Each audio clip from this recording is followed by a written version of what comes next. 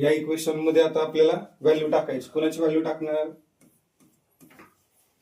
कुठल्या समीकरणाची? 1/3x + y is equal to काय म्हणणार आपण? m. काय म्हणणार आहे आपण? m. बरोबर. And 1/3x - y is equal to काय म्हणणार? n. सांगा हे इक्वेशन काय मिळेल? याच्या ऐवजी काय टाकलं आपण? m प्लस याच्या ऐवजी काय टाकलं? n is equal to 3/4. बरोबर. आता लक्षात घ्या, या ठिकाणी हे अपूर्णांकामध्ये आले का नाही? हा अपूर्णांक मला घालवायचा आहे. छेदामध्ये किती? 4. अंशामध्ये किती घ्यायला पाहिजे? 4 घ्यायला पाहिजे. बरोबर. अंशामध्ये 4 घ्यायचं म्हणजे मल्टिप्लाय करायचं. मग इथे काय लिहायचंय? Multiply by 4 on both side. दोन्ही बाजूला आपण 4 ने मल्टिप्लाय केले. याला मल्टिप्लाय केलं काय मिळेल? 4m. याला मल्टिप्लाय केलं काय मिळेल? 4n. आणि इथं काय येणार? 4 × 3/4. 4 ला 4 कॅन्सल. किती येणार आहे? 3. म्हणजे आपल्याला काय मिळालं? पहिलं equation 4m + 4n is equal to 3. समजलं का? समजलं. फक्त काय केलं आपण? दोन्ही बाजूला 4 न मल्टिप्लाय केलं. सेम या बाजूला यायचं बघा. या ठिकाणी काय मिळालं? इथं 1/2 बरोबर. आणि 1/3x अधिक y ची किंमत किती टाकली आपण? m. वजा इथं पण काय आहे? 1/2 आणि 1/3x वजा y ची किंमत काय टाकली आपण? n. बरोबर. किती येणार?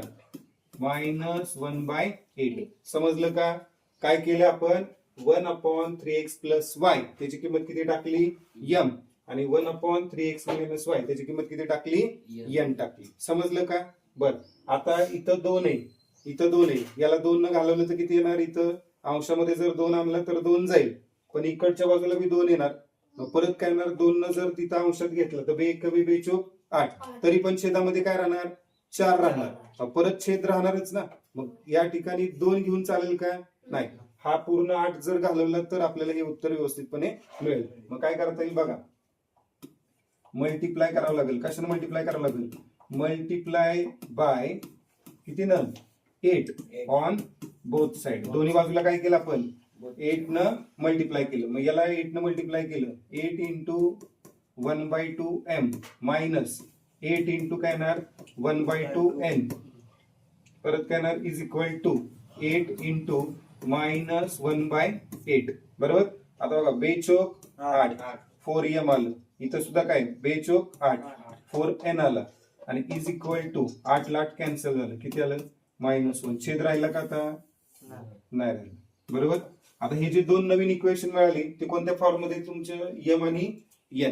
बरोबर. मग आपण काय विचार करायचा? m चा सहगुणक सारखा आहे का n चा सहगुणक सारखा आहे? या ठिकाणी हे इक्वेशन असं मिळालंय, m बी सारखं आहे आणि n पण सारखं आहे. पण सोपं काय आहे? हे +4 आहे आणि हे काय? -4. यांची जर बेरीज केली तर डायरेक्ट तुम्हाला काय मिळणार आहे? n कॅन्सल होताना दिसेल आणि m तुम्हाला मिळेल. m ची किंमत टाकून काय करता येईल आपल्याला? n. लक्ष द्या. काय मिळेल आता? या दोघांची काय करायची आपल्याला? बेरीज. Equation 1 plus equation 2. सांगा काय मिळेल? 4m + 4n is equal to 3 plus काय ना? 4m - 4n is equal to -1. यांची काय करायची? काय करायची? बेरीज. 3 - 1 किती आलं? 2. हे अधिक 4n वजा 4n कॅन्सल. 4m किती आलं? 8m. म्हणून m is equal 8m is equal to काय मिळालं? 2. बरोबर. मग m इज इक्वल टू काय मिळेल? 2/8. 8 मल्टिप्लाय इकडे गेल्या डिवाइड. मग काय सांगा? m इज इक्वल टू बेचोक 8. m ची किती मिळाली किंमत? 1/4. किती मिळाली? 1/4. मग आता ही किंमत आहे का नाही? पुट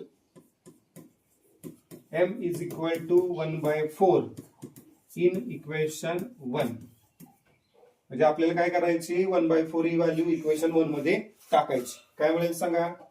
इक्वेशन 1 लिहायचं आधी. 4m + 4n is equal to 3. आपल्याला काय करायचं बघा, इथं 4 लिहिला मी. हा m ची किंमत किती टाकली?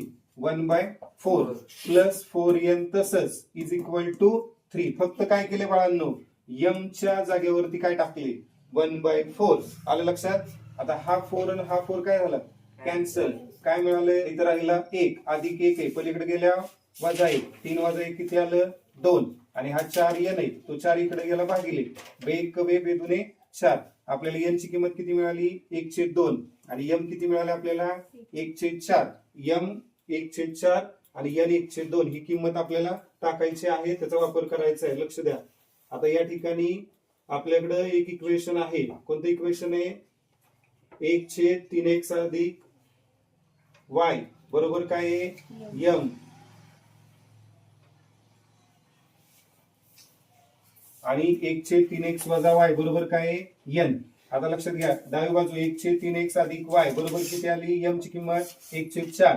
1/3x वजा y बरोबर n ची किंमत किती आली 1/2. आता लक्षात घ्या हा 4 आहे तो कुठे जाईल अंशात 1 ला गुणलं किती आलं 4. 3x अधिक y न 1 ला गुणलं किती आलं 3x अधिक y. हे समीकरण काय मिळालं 3x अधिक y बरोबर 4. समीकरण नंबर 3. परत काय केलं इकडे बघा हा 2 उजव्या बाजूला छेदात आहे तो अंशात घेतला डाव्या बाजूला बे एक बे 3x वजा y छेदात आहे उजव्या बाजूला गेल्या अंशात जाईल 3x वजा y गुणिले 1 3x वजा y म्हणजे समीकरण काय मिळालं 3x वजा y बरोबर 2. समीकरण 3 3x अधिक y बरोबर 4 आणि समीकरण 4 काय 3x वजा y बरोबर 2. आपल्याला इथं हा अधिक y दिसतोय आणि हा काय दिसतोय वजा y. डायरेक्ट बेरीज केली तर y काय होतोय कॅन्सल.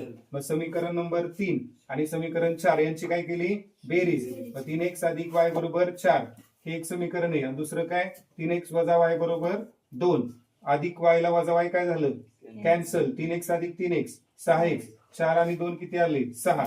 मग आपल्याला समीकरण काय मिळालं 6x बरोबर 6. हा 6 गुणुले इकडे गेला काय झाला भागिले 6 भागिले 6 किती आलं 1. म्हणजे तुम्हाला x ची किंमत किती मिळाली 1 बरोबर. आता ही किंमत काय केली आपण फक्त या ठिकाणी टाकलेली आहे. Put this value in equation 3. Equation 3 मध्ये टाकली. इक्वेशन 3 काय आहे 3x + y = 4.